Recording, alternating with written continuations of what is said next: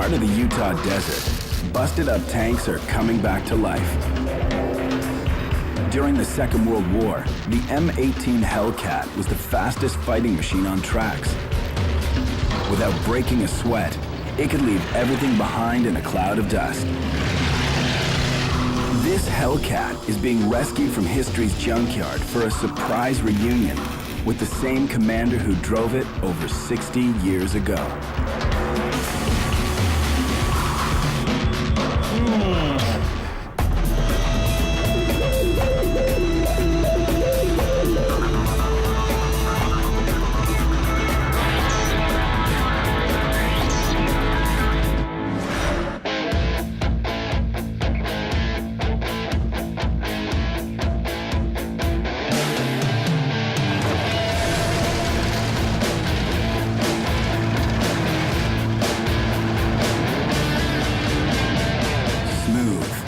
Lightning fast, almost able to come out of nowhere. This is the M18 Hellcat. During World War II, nothing was more nimble on the battlefield. If you saw one coming, it was already too late. I want to tell you what's so cool about the Hellcat. It's like running around in a power boat. You can fishtail the thing, you can run it around in figure eights, and it just goes faster and faster, and you're throwing up dirt, and you're throwing a big cloud of dust, and it's like a sports car, and it's a real smooth ride. You can go over dips and bumps. It's the ultimate all-terrain vehicle. The M18 Hellcat is just one of almost 200 pieces at the Carl Smith Collection in Twilla, Utah, not far from Salt Lake City. Businessman Carl Smith is the man and the money behind the operation. Carl is a big fan of tanks. He's a huge fan of war veterans. But he's not a fan of being in front of the camera. But you're welcome to walk through what he calls his sandbox. Battle-scarred tanks don't come back to life on their own. They need a dedicated crew, radical surgery, and serious attention to detail. To make this happen, Carl has pulled together an amazing team. The man in charge of the metal makeovers is Roger Condren. He's a 30-year veteran of the restoration scene. I take something that's bent, broken, destroyed, clean it up, fix it up, remanufacture it, and bring it back to what it was or what it would have been. Whenever he needs backup, Roger pulls in a first-class crew. Greg Lloyd worked for over 20 years in a steel plant. At the tank workshop, his nickname is Goose. Oh, yeah. Yep, road. A lot of places where I go, the folks will ask me, they say, well, what is it that you do for a living? And I say, well, I restore World War II vehicles. And they kind of look at me like, that's a cool job. And boy, I'd like to have your job. Randy Killen has created special effects magic for classic films like Jaws, Blade Runner, and Titanic. Building scale models in Hollywood was the perfect training ground for rebuilding 40-ton tanks. There's all kinds of things in movies that don't really exist in real life, so you have to come up with some kind of creative solution to something that doesn't really exist.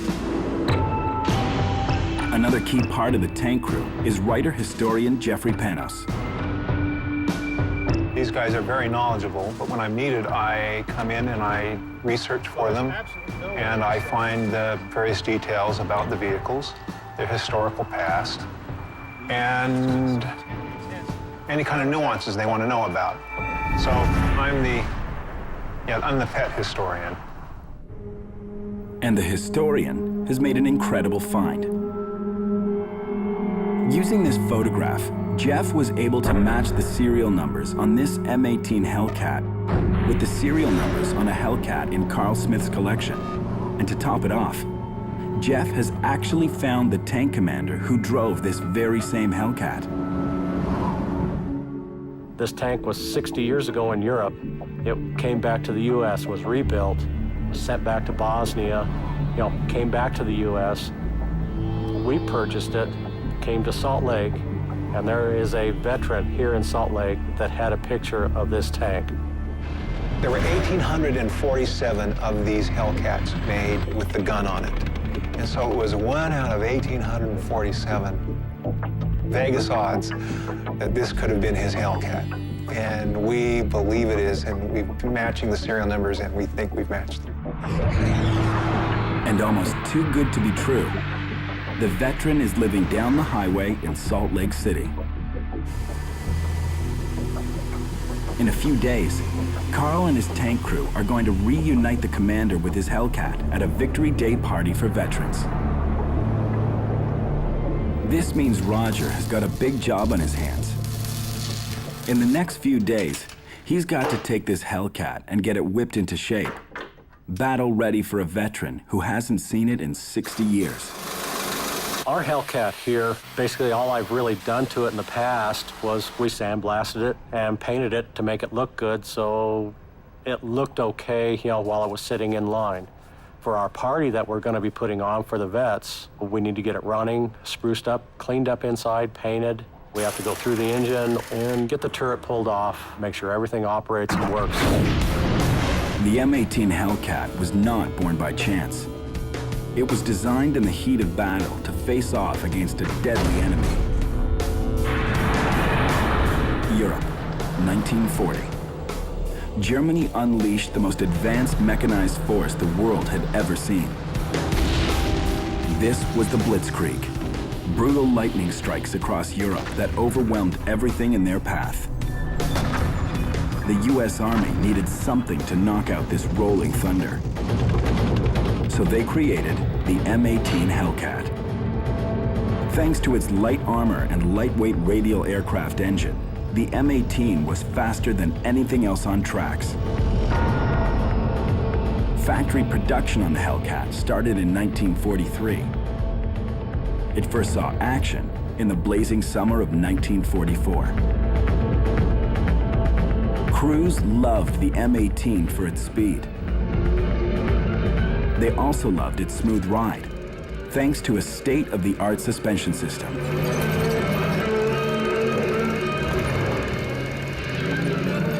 The newest track-laying vehicles, such as the 76mm gun-armored carriage, employs a new system known as torsion bar suspension. The upward movement of the arm twists the torsion bar, and its resistance acts like a spring in supporting the vehicle.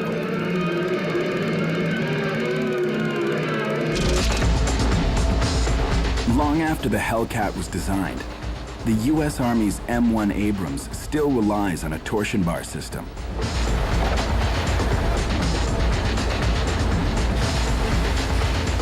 The swing arms enable this 69-ton monster to travel smoothly at 45 miles per hour.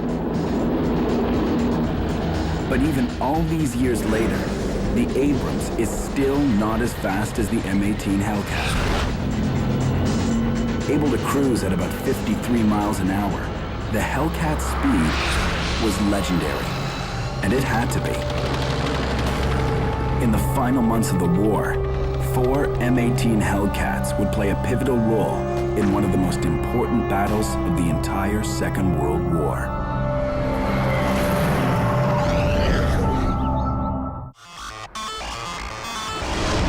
Aquila, Utah, just outside Salt Lake City. It's got mountains, big sky, and wide open spaces. Plus, one of the world's largest private collections of military vehicles. Now we're up to over 180 pieces, and I have a lifetime job sitting right here, right in front of me. When you're rebuilding tanks, you've got to deal with serious battle scars. I do have another one outside that has come off another bombing range, and it's been napalm. I mean, literally burned to a crisp. It's been burned out, it's been torched, it's been everything you can imagine. I don't think even Roger can repair this. But right now, Roger's trying to get this M18 Hellcat ready for a big party honoring war veterans. At the party, one of the veterans is going to be reunited with this Hellcat. The same Hellcat he commanded in the Second World War. The party is only days away. When Roger first saw it, the Hellcat was a mess. They're open top, so they're rusted inside and full of twigs and branches and dust and dirt. So they were pretty dirty. A lot of times they didn't run. So I had a lot of stuff to start with. Some parts were completely gone. This is where Randy Killen comes in. I usually get a call. They say that they either have a part that's been rusted out or is actually missing. If it's rusted out, then we'll take it and try to get the dimensions from reference material books, or if we have a duplicate part, we measure that up, we put it into a CAD system. A lot of the parts are flat pieces of metal because that was the easiest to work with. If you can get a flat piece and weld it to another piece or bolt it to another piece, then you're a lot faster than having to mold it. So a lot of our parts are recreated with flat sheets of steel. Easiest and fastest and most accurate way for us to do that is by using steel cutting laser. We usually make what we call a soft skin or a cardboard prototype, go back and fit it on the vehicle to make sure that our measurements are correct. We bring it back, do any final changes or adjustments, and then go have it made out of steel or whatever the appropriate material is.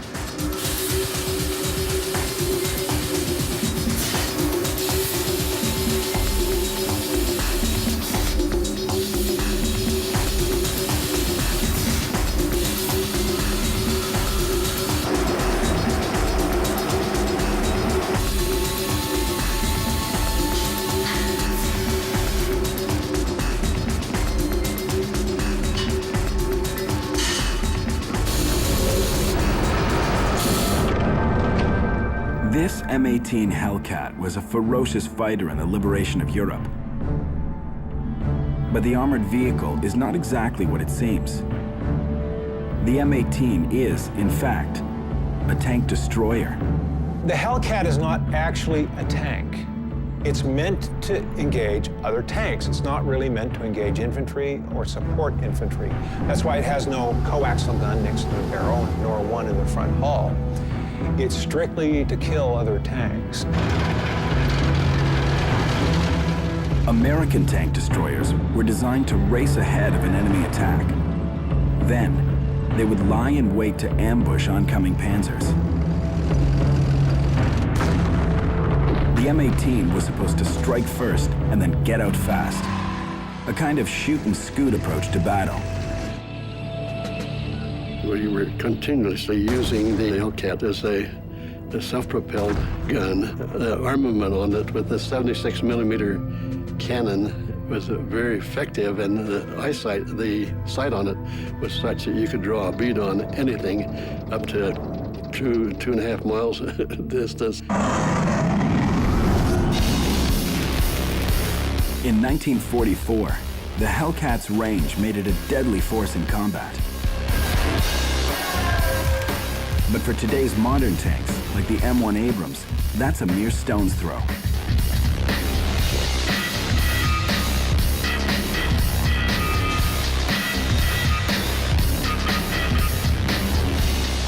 At the JSMC tank facility in Lima, Ohio, this M1 Abrams is getting its sights aligned.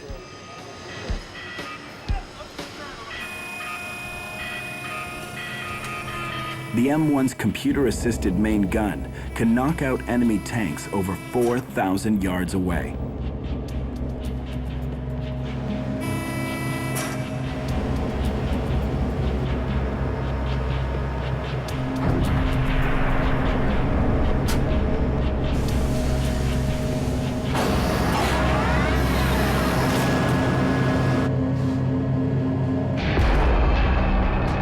The M1A2 is probably the most sophisticated tank out in the battlefield.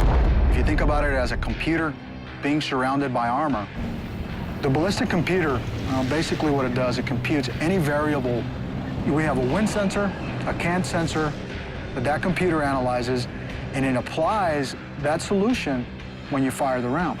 So let's say, for example, that you were firing on the move, there's lead to be applied, right? Because you're not going to fire where you're aiming. So the ballistic computer applies that lead and then adds the solution for wind, cant, speed, barometric pressure, because the temperature of the round also has implications too. So that's how the ballistic computer works, and it's very fast, and it's what makes the tank as lethal as it is.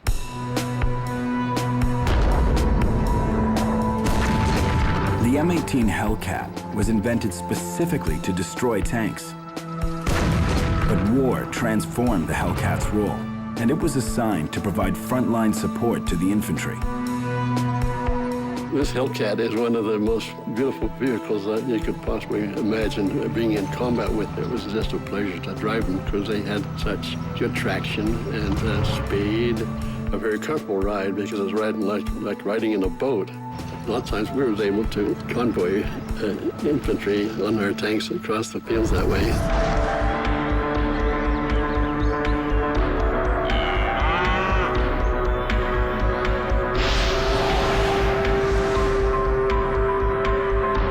The Hellcat's role change was possible because it had the shooting power to make that switch.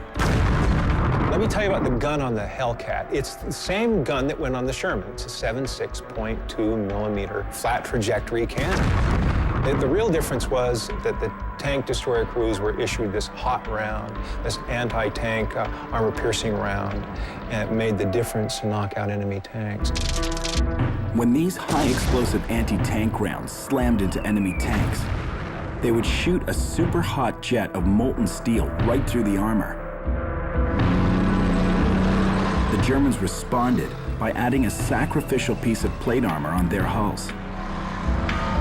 This extra plate would diffuse the molten jet and protect the underlying armor and the crew.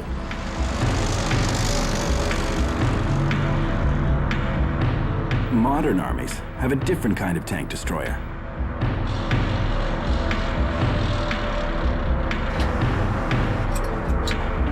Here, German anti-tank crews use Milan rockets to take out targets over 2 miles away.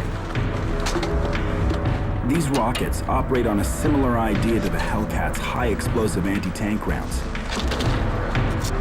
But they pack a deadly extra punch. Each rocket is equipped with 2 warheads.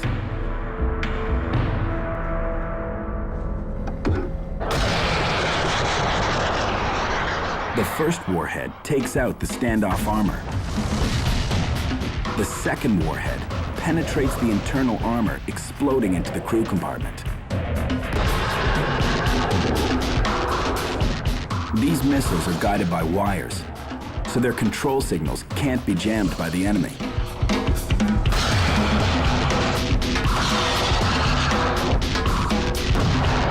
A thin wire trails behind the rocket, allowing the operator to guide the missile directly to target.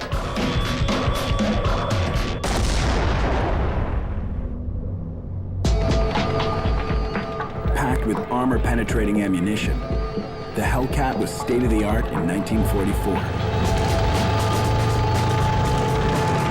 American designers thought its speed would give the Hellcat 9 lives. And sometimes, it did. It was so maneuverable, and it had such less mass to push. Even its tracks are thinner. That's less inertia for the engine to overcome and spin those tracks again and again and again. It gave it such a tremendous speed, a remarkable speed. Don Breinholt was attached to the 603rd Tank Destroyer Battalion of the 6th Armored Division. On one mission in France, he was ordered to take out enemy positions. We cut off the road and got out the field. I was the 2nd destroyer at that time.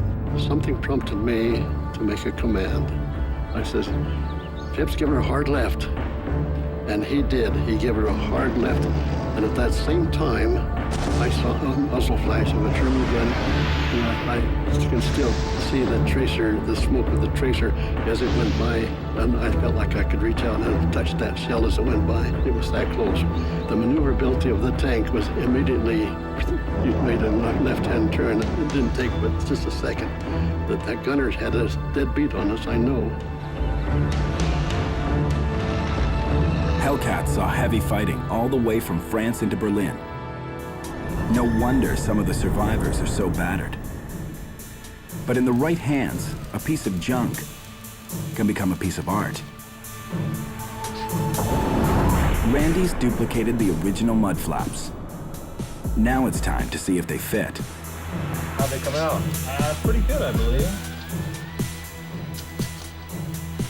Nice to double check before you weld that thing. Commit it to the welder. I don't want to be cutting it back off.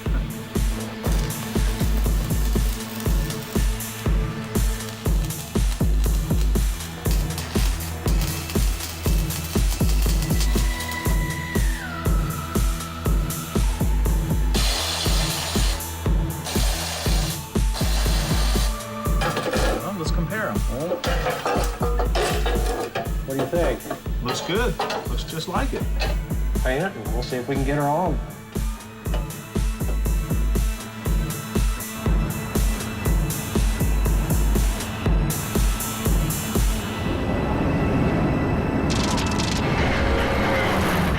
In battle, nothing was faster than the Hellcat. But that speed came at a tremendous price. To make the Hellcat as fast as possible, American engineers gave it a very thin hull. So thin that heavy machine gun fire could cut right through it. Unlike the Hellcat, modern tanks combine speed and protection. The M1's armor is a top-secret composite of steel and ceramics. Strengthened with depleted uranium, the M1's armor is almost indestructible. We had a tank in Iraq that took 50 RPG hits, and none of them penetrated. They pulled the tank back into the assembly area, and it had, RPGs darted in there like a cushion. If I could travel back in time and I had already been on an Abrams, man, it'd be culture shock. Think about the survivability of a hit. Knowing in the back of your mind that if a German tank hit you, you were going up. You didn't feel the invincibility that you would have today.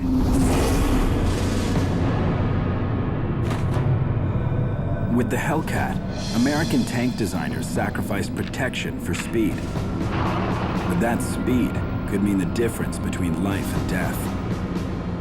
In the middle of winter, up against a huge German offensive, the lightning-fast Hellcat would save the day and help win one of the biggest battles of the Second World War. Twila, Utah. In a few days, U.S. veterans will gather here to be honored by collector Carl Smith and his tank crew. Roger Condren has to get this M18 Hellcat ready for inspection by the same man who was its commander during World War II. No matter how difficult to track down or repair, the tiny details are critical to get a first-class restoration. I'll bead blast everything when I tape off the glass. I'll paint it and redo my numbers, replace some of the gauges, and it'll probably look real close to brand new when I'm done. The main difficulty in trying to restore all this stuff is getting a lot of the little detail items. The major components are fairly easily obtainable. You're just about stuck with what you have, and luckily a lot of times stuff is really good. Get a lot of satisfaction because I can make this dash look just like brand new almost. And it's something that people really notice. The paint on the tank doesn't really matter, but when they look inside and see all these nice little red circuit breakers and see all the little arrows and what it's for, people are a lot more impressed by something that has contrast to it instead of just green. To get this Hellcat in driving condition, Roger Condren has to borrow the engine from the collection's other Hellcat. Fixing up the Hellcat highlights a life-saving design feature. It's only 60 years old or so. You don't always win a war with the biggest gun or the toughest tank. Sometimes, it's all about who gets back into action first. On the Hellcat, one of the nice features it did have was the ease of maintenance. It had a tailgate that dropped down in the back, so after about 20 minutes, You know, a couple guys, you could have the engine all undone and ready to pull out. You could change an oil pump, you know, oil lines, anything underneath that engine, you know, very quickly. So maintenance on a Hellcat was extremely easy. Okay, there we go. Rapid field repair gave the Allies an edge when they came face to face with superior German technology. Remember, you're never fixing a tank in a place like this. You're fixing it in the mud, you're fixing it in the snow, you're fixing it under fire. If you can create a tank that any farm boy or city kid can fix reliably and get it back into action, it's going to save his life, and it's going to win you a war. Modern tank designers use the same principles of rapid field repair. The M1 Abrams Power Pack design is light years ahead of its World War II ancestors. Now, even the most sophisticated tank can be put back into battle in a matter of minutes. If I need to replace an engine or pull an engine pack from the tank, I can do it in approximately 30 minutes with a good trained maintenance crew. But even with all this smart design, basic maintenance is still a constant issue for any tank crew. I spend about 75% of my time devoted to maintenance. It takes a lot of man hours to keep these tanks running and operational. But if you don't have your tanks running, then tanks can't get into the fight to help out the infantry. There we go. Roger only has a few days to get the M18 ready for the party. Okay. Easy access to the engine makes a big difference. The M18's engine is designed to slide on tracks for easy access. Originally built for airplanes, the Hellcat's engine was air-cooled. The engines in the Hellcat are rather interesting.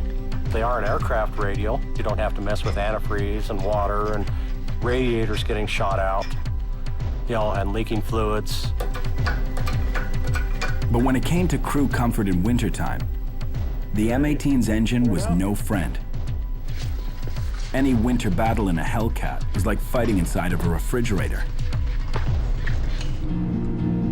That fan is really sucking a lot of air. So whenever that engine's running, it's drawing outside air in through all the open hatches, and it can be very cold in the wintertime. Don Breinholt commanded a Hellcat during the Second World War.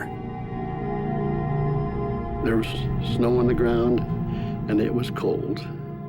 It was down to, I'd say 0, or maybe below, I don't know. It was mighty cold to stay in there. And of course, our home was our M18. And a lot of times we would prefer to take our sleeping bag and sleep on the ground rather than stay inside the cold tank. It's really awful because unlike an infantryman who can kind of squirm and move around or move from here to here and maintain some body warmth, you're sitting in a cage of really cold steel. And you've got to concentrate, and you've got to make sure that enemy doesn't get you, and you've got to kill him first.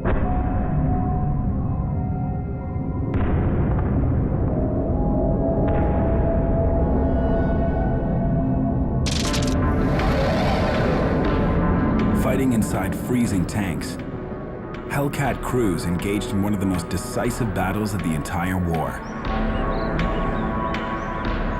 December 1944. Pushed to the brink, desperate, Germany launched a massive counteroffensive.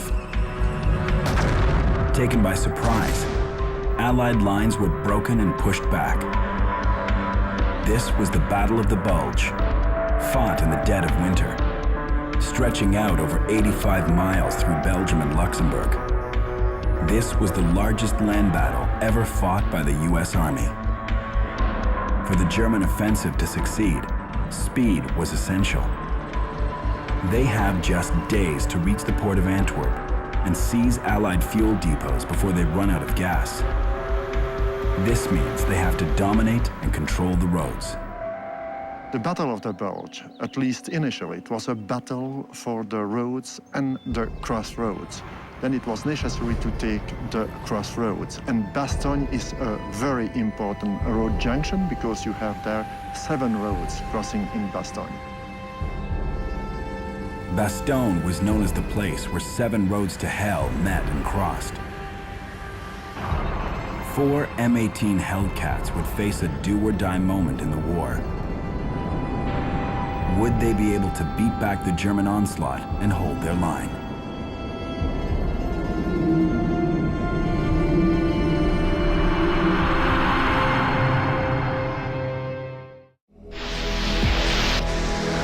In the Utah desert, an M18 Hellcat tank destroyer is getting ready for a party. But it needs a new engine. Roger Condren has salvaged the engine from the collection's other Hellcat. A little bit to your left. Now, he's got to make sure it's going to run.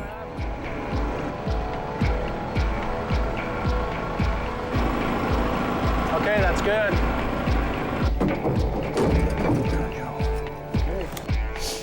Ready again? Yeah, we're ready to go. Let's see if we can get her in. Okay, here we go. Even though this Hellcat is easy to repair, the crew still needs to finesse the engine's fit. Can I help? Roger tries to connect the drive shaft to the engine output shaft. Because it's pretty solid. Where's that real easy button when you need it?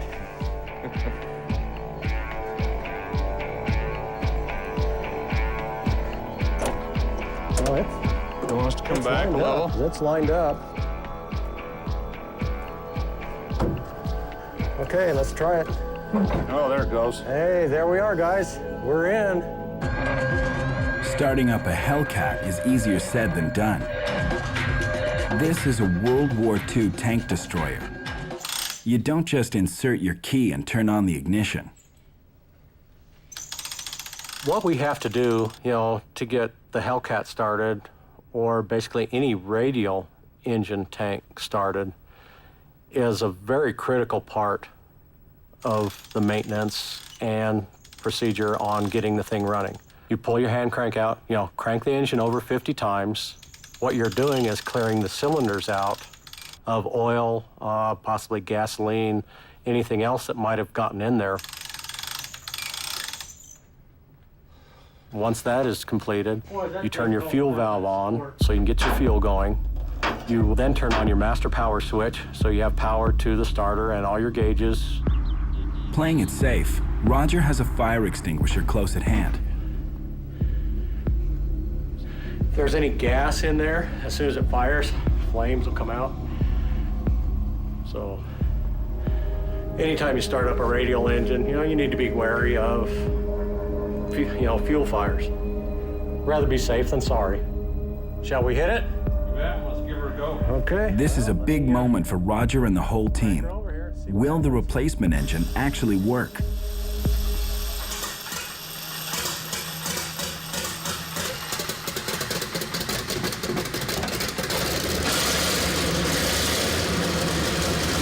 Yeah, way to go.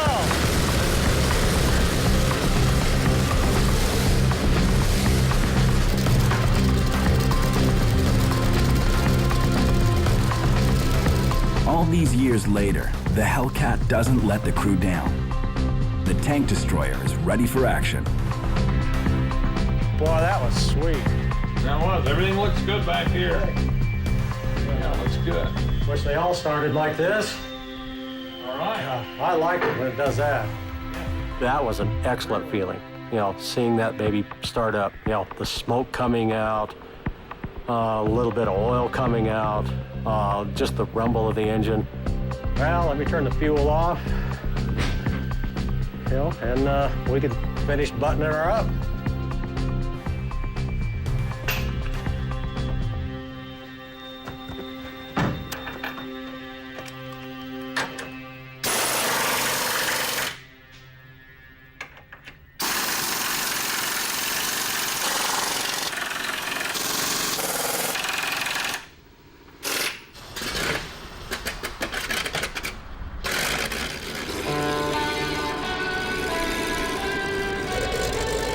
Actually feel it moving for the first time was a feeling that it's really hard to describe, like getting your first car when you're 16. Just what a feeling it is to all of a sudden be driving something for the first time. Just an incredible feeling.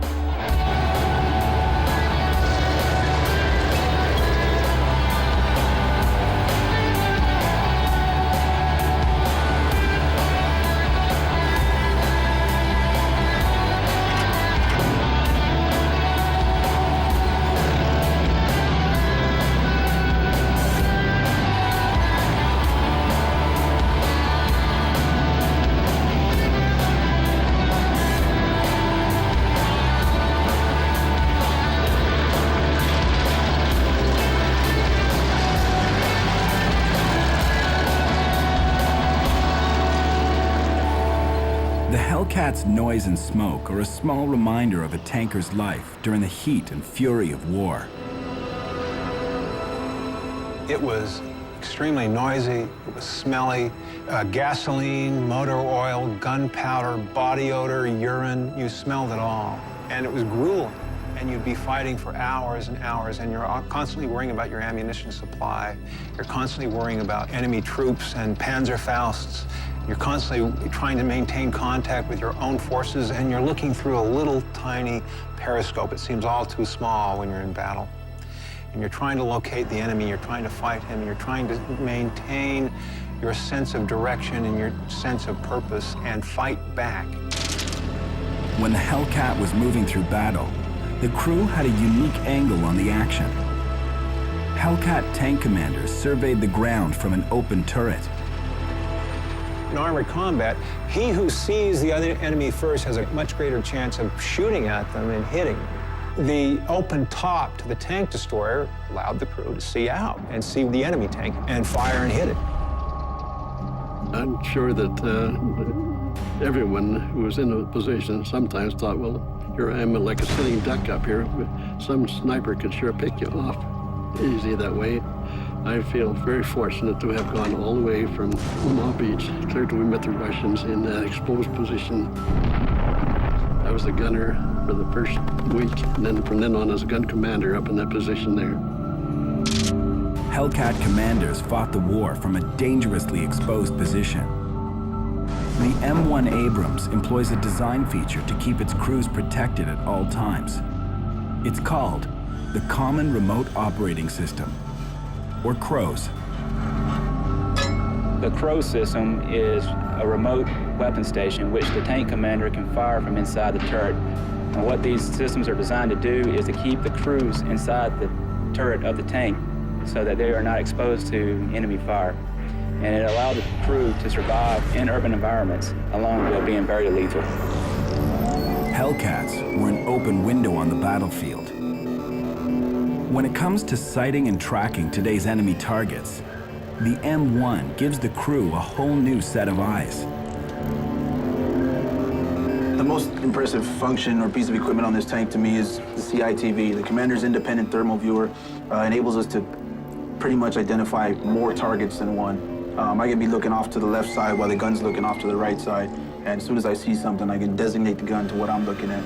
Also, I have thermal imaging, and that picture is just so much better than what the gunner's looking at. You can zoom in and out, and it's just more easily controlled. If I was the enemy, if I saw a formation of Abrams tanks coming at me, I'd turn and run. When you get on top of it and you're going 30 miles an hour and you're firing on the move, you feel invincible.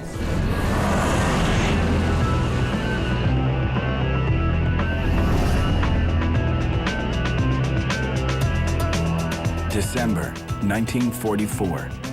The Battle of the Bulge is thundering through Belgium. The Germans are desperate to move as far as possible, as quickly as possible. Outside the small town of Noville, German panzers close in. But 4 Hellcats are standing in the way. In the face of overwhelming odds, the M18s stop the German advance.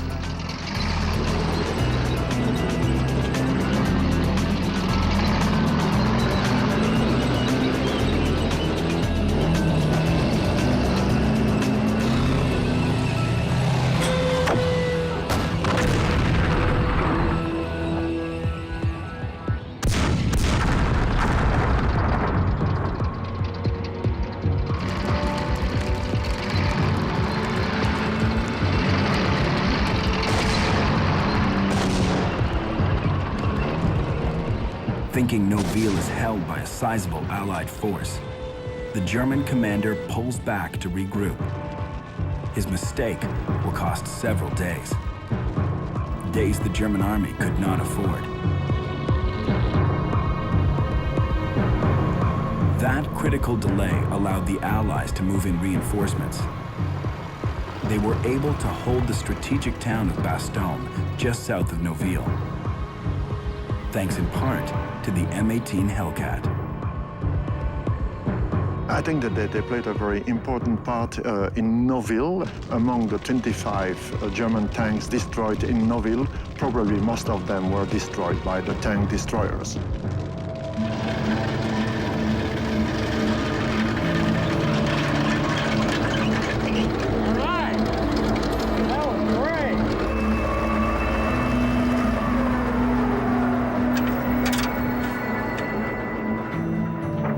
First time out of the shop, like I say, it's everything worked. My fuel cutoff switch worked, everything. You know. Goes a lot faster than I thought it'd go. I'll tell you. You know, wait till I get into third. That's 30 to 60. Roger and Goose have the Hellcat running, but there's still one problem left, and it's a big one. The turret still has to be fitted, and with the party just days away, time is about to run out.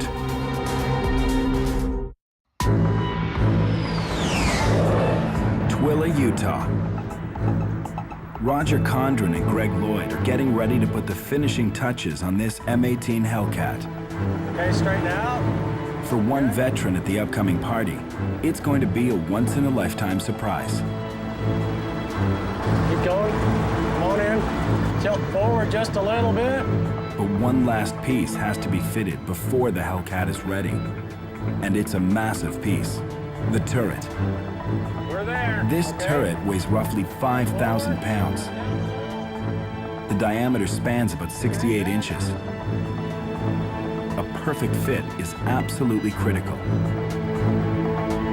No one can afford to make any mistakes right now.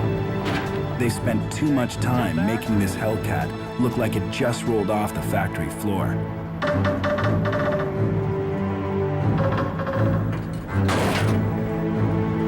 Okay, she's down. I think we got it. Good.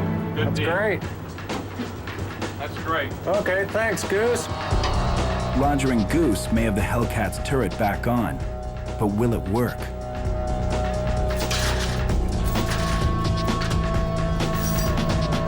Okay, I'm ready. All right, All these years later, the Hellcat doesn't disappoint. Once again, it's battle ready.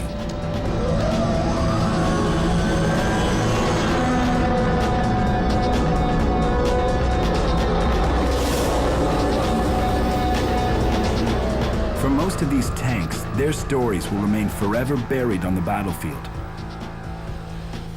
But every now and then, a small clue can suddenly rise to the surface. This is the turret from another tank getting prepped for a paint job.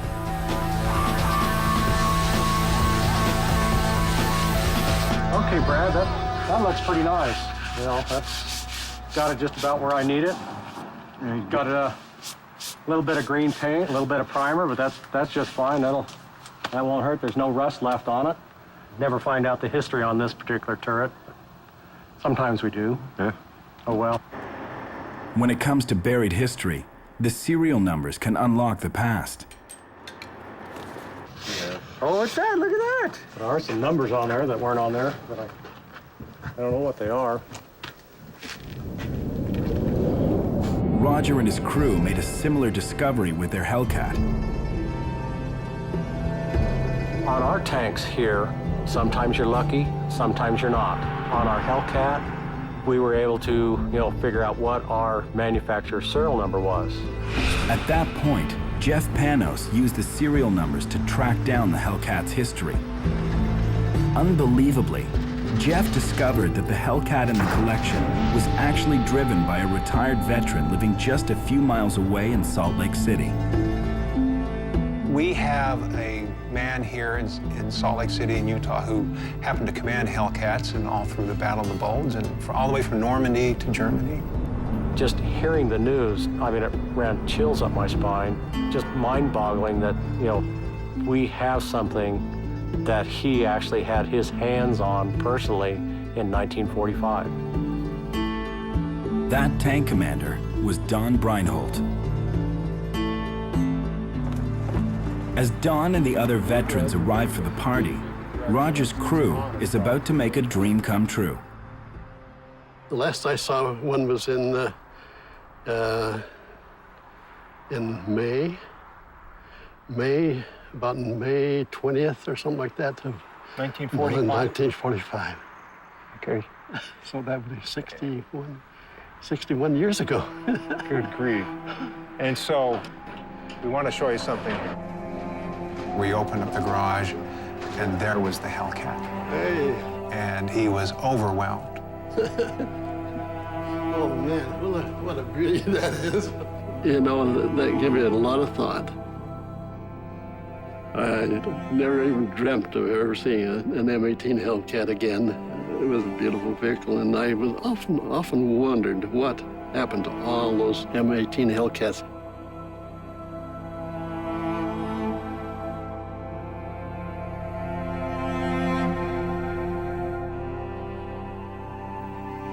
It's amazing after 61 years.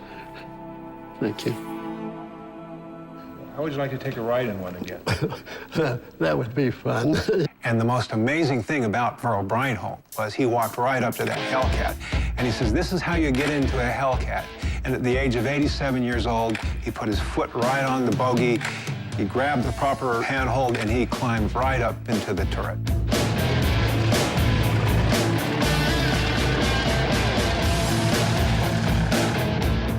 He was riding around, and he came back, and we asked him, "What do you think?" And he pounded the top of the turret, yelling, "Faster, faster." So Roger took him around again, going faster and faster.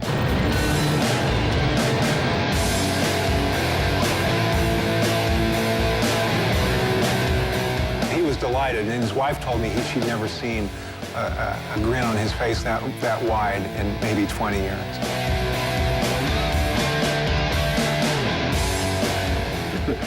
That was something else. It was a familiar feeling for sure. I just really enjoyed it. We had a good driver, too. That brings back a lot of memories. This machine gun ring here was my place in combat. This is how much I was exposed all the time in combat. And of course, we duck and down a lot of times, too, but I was exposed to a lot of fire. And sure, it makes you duck down when you start hearing bullets, shells coming over the top of you. Because they make a crack, they make a pop sound as they go by you. One M18 Hellcat tank destroyer brought back to life. One tank commander reunited with his tank. Mission accomplished. Now it's time to say thank you to the men and women who fought for freedom on a distant battlefield. These were young, brave, courageous men.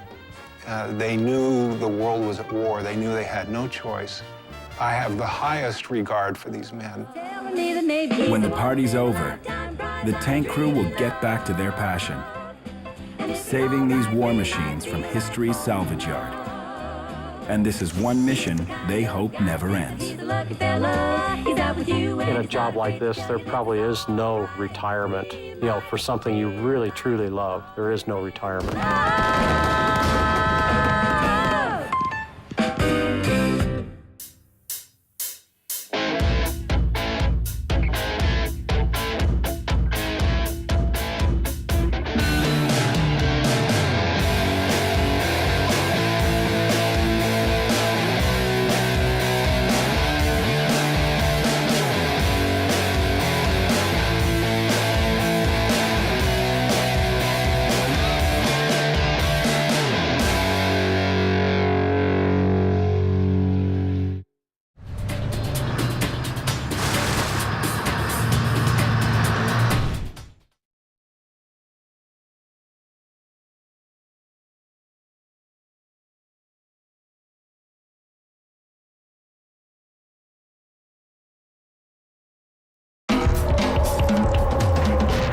heart of the Utah desert, busted-up tanks are coming back to life. During the Second World War, the M18 Hellcat was the fastest fighting machine on tracks. Without breaking a sweat, it could leave everything behind in a cloud of dust. This Hellcat is being rescued from history's junkyard for a surprise reunion with the same commander who drove it over 60 years ago.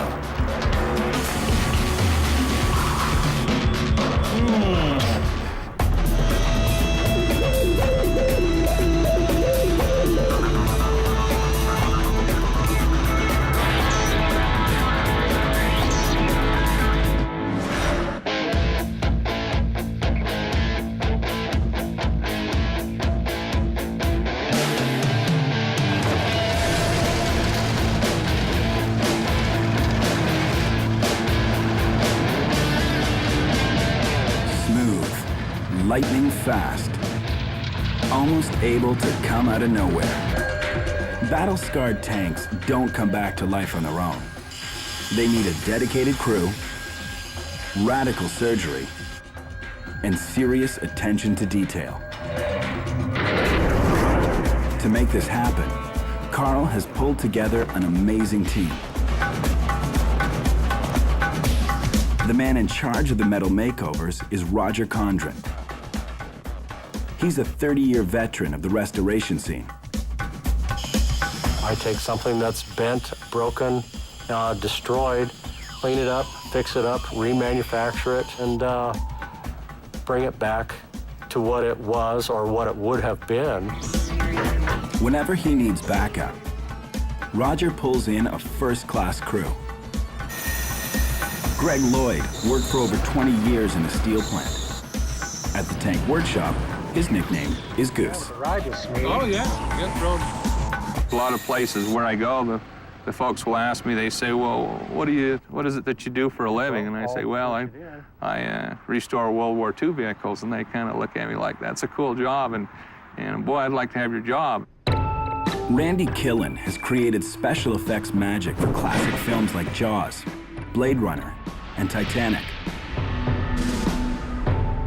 Building scale models in Hollywood was the perfect training ground for rebuilding 40-ton tanks. There's all kinds of things in movies that don't really exist in real life, so you have to come up with some kind of creative solution to something that doesn't really exist. Another key part of the tank crew is writer-historian Jeffrey Panos. These guys are very knowledgeable, but when I'm needed, I come in and I research for them, and I find the various details about the vehicles, their historical past, and any kind of nuances they want to know about. So I'm the pet historian. And the historian has made an incredible find. Using this photograph, Jeff was able to match the serial numbers on this M18 Hellcat with the serial numbers on a Hellcat in Carl Smith's collection. And to top it off, Jeff has actually found the tank commander who drove this very same Hellcat. This tank was 60 years ago in Europe. It came back to the U.S., was rebuilt, was sent back to Bosnia, came back to the U.S. We purchased it, came to Salt Lake, and there is a veteran here in Salt Lake that had a picture of this tank. There were 1,847 of these Hellcats made with the gun on it.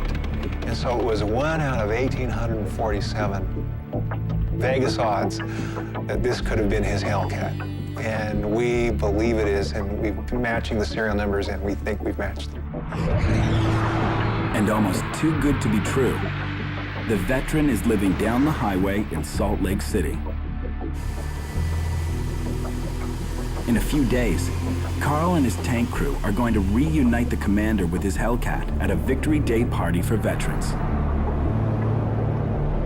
This means Roger has got a big job on his hands.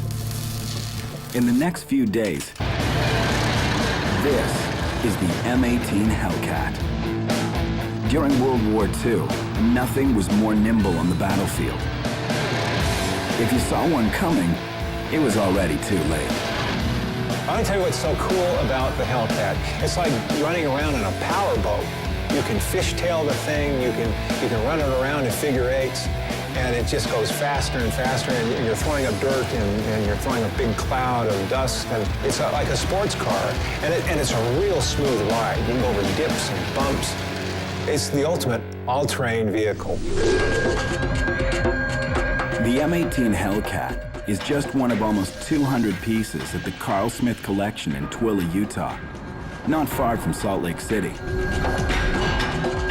Businessman Carl Smith is the man and the money behind the operation. Carl is a big fan of tanks. He's a huge fan of war veterans. But he's not a fan of being in front of the camera. But you're welcome to walk through what he calls his sandbox.